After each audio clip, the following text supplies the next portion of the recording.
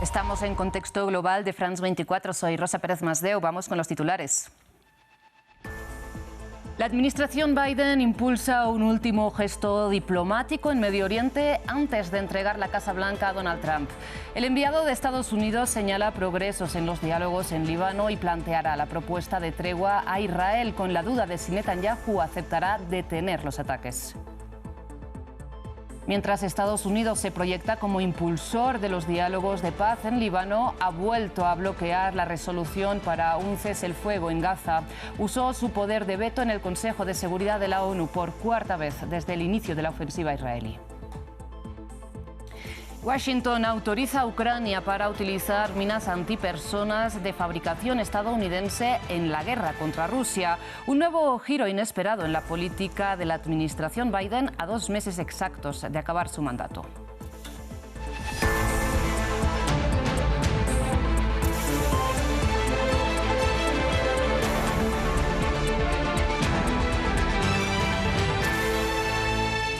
Empezamos en Líbano. Como decíamos, este miércoles el enviado especial de Washington a Medio Oriente, Amos Hochstein, señaló que hubo progresos adicionales en las negociaciones para una tregua.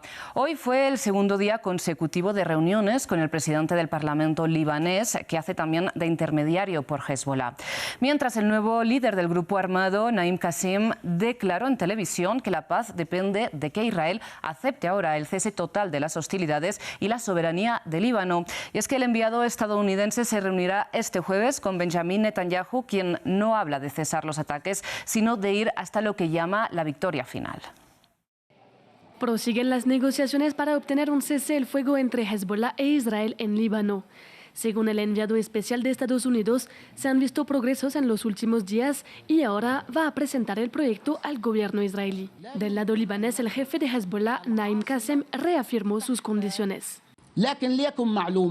Que quede claro que estamos negociando con 2 condiciones. En primer lugar, un cese total y completo de la agresión. En segundo lugar, la preservación de la soberanía del Líbano. Esto significa que el enemigo israelí no tiene derecho a violar, matar o entrar a su antojo en Líbano, con diversos pretextos. Líbano debe ser protegido. Además, afirmó que sus combatientes seguirán en el terreno sin perjuicio del resultado de las negociaciones. Por su parte, el ministro israelí de Exteriores expresó la necesidad de alejar a Hezbollah de la frontera con Israel. We will have to enforce that they won't return. Tendremos que asegurarnos de que Hezbollah no vuelva a acercarse a nuestra frontera al sur del río Litani. Eso es crucial. Secondly, we will have to enforce that they won't be able to... En segundo lugar, tendremos que asegurarnos de que no puedan reconstruir su fuerza en Líbano, que no puedan volver a introducir municiones y misiles.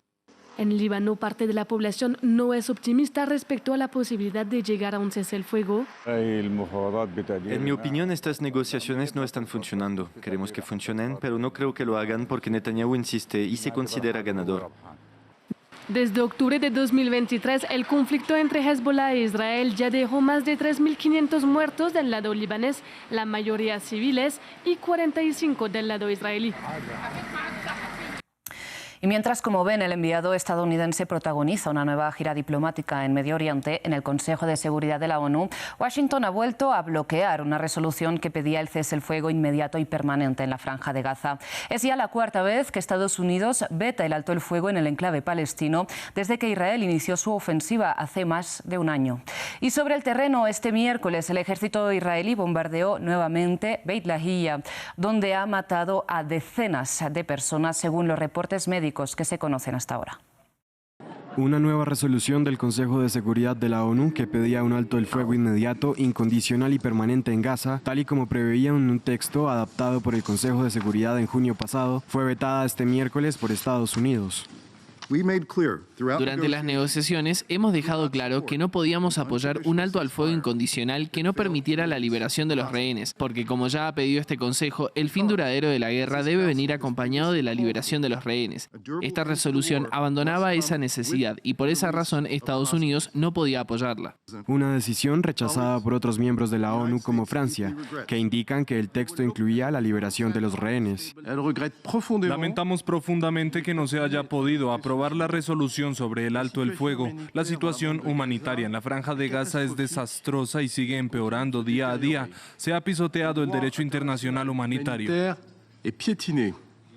Por su parte, el enviado palestino ante la ONU señaló lo que, según él, ocurre durante la ausencia de un alto el fuego en Gaza.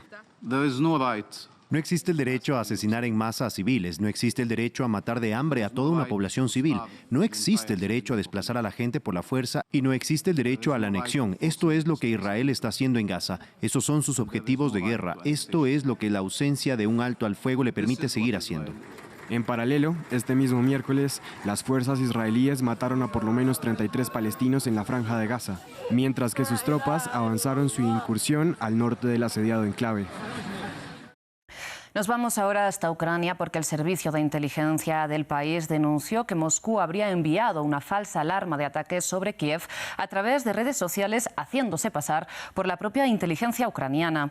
Por otro lado, medios británicos aseguran que Ucrania ya usó misiles de largo alcance Storm Shadow británicos contra territorio ruso. Esto después, recordemos, de atacar con los misiles estadounidenses tras la inesperada luz verde dada por Joe Biden, quien además este miércoles ha acordado entregar minas antipersona a Kiev. La organización Human Rights Watch ha condenado esta decisión y ha advertido nuevamente sobre las peligrosas consecuencias para los civiles que suponen estos artefactos prohibidos por 164 países, entre los cuales está Ucrania. Andrés Mesa Muñoz nos explica. Una nueva arma entra en el tablero de guerra a favor de Ucrania. Minas para detener los ataques rusos. Esto realmente fortalecerá a nuestros hombres en el frente.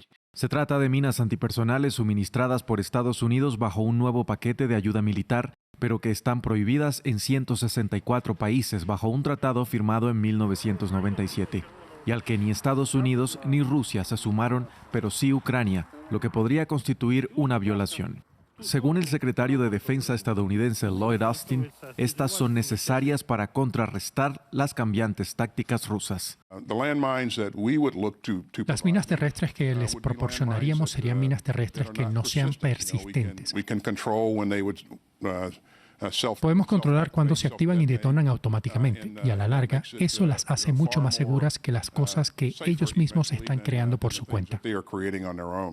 El tipo de minas a las que se refiere Austin funcionan con fusibles eléctricos y baterías que, una vez se agotan, no detonan el artefacto y pueden volverse inactivas en un periodo de entre 4 horas y 2 semanas. Para Human Rights Watch, se trata de minas almacenadas desde hace 30 años que ya deben estar obsoletas. No hay nada de sofisticado en estas funciones de autodestrucción o autodesactivación. Nos preguntamos si seguirán funcionando después de todos estos años. La gran mayoría de las personas que mueren o resultan heridas por minas terrestres antipersonales son civiles. Aproximadamente un tercio son niños. En abril, el Ministerio de Interior de Ucrania dijo que como resultado de la guerra, una cuarta parte del territorio está contaminado con todo tipo de explosivos. Human Rights Watch advierte que recuperarse de esto podría tardar décadas. Ahora, para analizar estos últimos movimientos en política exterior de Joe Biden antes de entregar la Casa Blanca a Donald Trump el próximo 20 de enero, conectamos con Alberto Hüschenreuter. Alberto, buenas noches. Muchísimas gracias por aceptar nuevamente la invitación aquí a France 24. Le empiezo planteando la situación en Medio Oriente. ¿Cómo entiende esta nueva gira del enviado de Estados Unidos abogando por un cese el fuego entre Israel y Hezbollah? Mientras, como decíamos, Washington volvió a vetar en el Consejo de Seguridad de la ONU una resolución para el cese el fuego en la Franja de Gaza. Mire, estimada, más que nunca la política de poder en el Medio Oriente está muy alejada de las reglas, de las normas, de las políticas jurídicas, ¿no? Sobre todo hoy que Israel ha logrado ganancias de poder importantes en relación con el frente o el eje del mal, ¿no es cierto? El eje de la resistencia, como la denominan a Irán y sus distintos centros o súbditos estratégicos en la región, ¿no es cierto? De manera que el enviado de Estados Unidos tiene una misión muy compleja. En primer lugar, esto que acabo de decir, ¿no? Israel no está de acuerdo con algún cese de fuego cuando está ganando la guerra, diría entre comillas.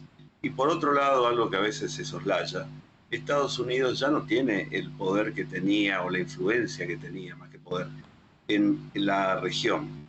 A Estados Unidos básicamente le importa un actor por sobre todas las cosas, y este actor es Irán, ¿no es cierto? La posibilidad de que Irán marche hacia el ciclo en el que cierre finalmente el enriquecimiento de plutonio.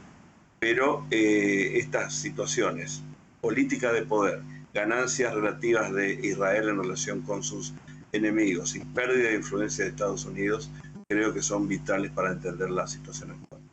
Alberto, y si bien usted señala que el principal enemigo, ¿no?, de Estados Unidos es Irán, la administración Biden ha declarado públicamente, por lo menos, su preocupación, ¿no?, por la matanza de civiles en la Franja de Gaza. Le pregunto ¿por qué Joe Biden no utiliza el poco poder que le queda en estos 2 meses de mandato, en que las elecciones ya no están en juego, para presionar un poco más al gobierno de Benjamin Netanyahu y, por ejemplo, plantear un embargo de armas en estos meses? Bueno, yo creo que es muy difícil que Estados Unidos, que es un aliado de Israel, vaya a plantear un embargo de armas a su aliado, ¿no? Ha disminuido su influencia, Israel está logrando ganancias de poder importantes. Estados Unidos, por un lado, dice pretender determinados objetivos, pero por otro lado, como hemos visto, rechaza la posibilidad de un cese de fuego en el mismo Consejo de Seguridad de Naciones Unidas. De manera que a mí me parece que hay una funcionalidad, y esta palabra a veces la utiliza bastante, en relación con la dinámica de intereses israelo-norteamericanos en la región, ¿cierto? Este es un momento en que la funcionalidad de la situación a partir del 7 de octubre pasado está favoreciendo a Israel, y es muy difícil que Israel realmente se vaya a detener, porque este es el momento en que Israel considera que realmente puede llegar a doblar el brazo, aunque no eliminar a sus enemigos, ¿no es cierto? De manera que es muy difícil que Estados Unidos vaya a presionar. Por otro lado, yo considero que Biden está viendo el futuro en relación con la llegada de Trump a la presidencia norteamericana, que va a significar un ajuste más serio en relación con Israel, ¿no es cierto? En el sentido de que posiblemente la causa palestina descienda más aún en importancia, puesto que el gobierno de Trump, según los avances y nombramientos que ha dado, prácticamente pretende una mayor defensa de su aliado en la región. Y Alberto, le pido brevemente, porque no tenemos mucho tiempo, que pongamos la mirada ahora a otro escenario, y es al de Ucrania. Como comentábamos, este pasado domingo Joe Biden permitió algo que había rechazado durante mucho tiempo, ¿no? Y es que el ejército ucraniano utilizara estos misiles de largo alcance ATAK contra el territorio ruso. También este miércoles hemos conocido que autorizaba el uso de minas antipersona por parte del ejército ucraniano. Le pregunto si Joe Biden ya no tiene miedo a las líneas rojas que ha marcado Vladimir Putin, o si considera que las consecuencias ya no van a recaer sobre él. ¿Cómo lo lee usted? Mire, estimada, a mí me cuesta creer realmente que el gobierno norteamericano haya autorizado el uso de estos misiles de rango, no son de largo alcance, son de menor alcance, de largo rango a partir de 500 kilómetros.